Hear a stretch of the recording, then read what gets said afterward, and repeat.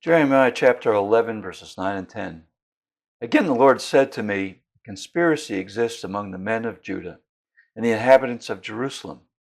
They have turned back to the iniquities of their forefathers, who refused to hear my words. They have gone after other gods to serve them. The house of Israel and the house of Judah have broken my covenant that I made with their fathers. I've met several people in my lifetime of ministry that have experienced various heart issues.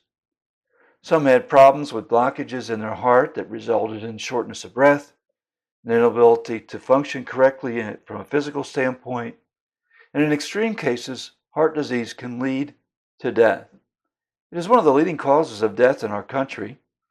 The condition of the heart has much to do with the longevity of healthy living for every person. So Israel had a heart problem that led to their pending demise. But we need to consider their history. You see, the southern kingdom, Judah, had a succession of kings. Some were good kings who sought after God for the nation. However, some were very evil kings that brought idolatry into the nation. Manasseh was one of the worst. He was an evil king who brought gross idolatry to the nation, to the southern kingdom, Judah. Under his reign, the seeds of idolatry and apostasy were sown deep into the hearts of all the people. Now, following Manasseh, Ammon, who was also an evil king, reigned for just 2 years. But then Josiah came along, a good king, and he reigned and brought great religious reforms to the southern kingdom. He restored the temple, tore down the places of idol worship, and had the nation return to worshiping the one true God. However, after Josiah, there came again a series of evil kings who allowed pagan idolatry to rise in the nation. In other words, Josiah's reforms that returned the nation to worship the one true God was very short-lived.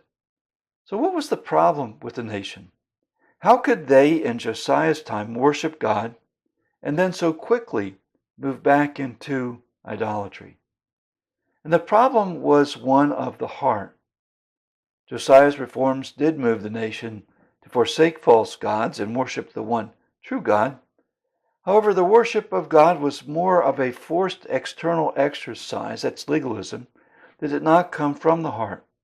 It had not penetrated the heart of the nation, such as to produce long-term devotion to the Lord their God. Now, this problem of legalism can so penetrate believers in churches today. When worship becomes a ritualistic obligation, rather than the outpouring of the heart in awe and wonder at the magnificence of God, legalism is at the core. This typifies a heart problem. And when this hardness of heart exists, moral failure is sure to follow. And this is exactly the problem that the nation of Israel had at the time that Jeremiah served as a prophet, and it is also prevalent in church life today. Believers in churches must get back to the heart of worship. It's not the routine obligation for 1 hour on a Sunday morning.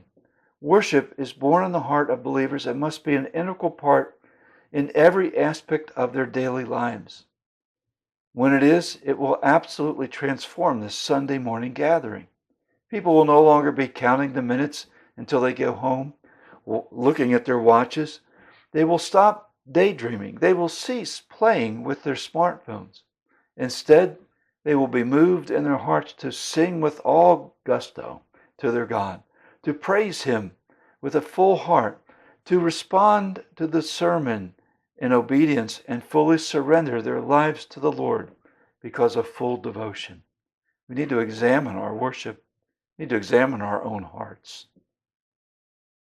Are we worshiping the Lord our God with all our heart? That's what He calls us to do. And if we understand Him and His awesome wonder, we will do so.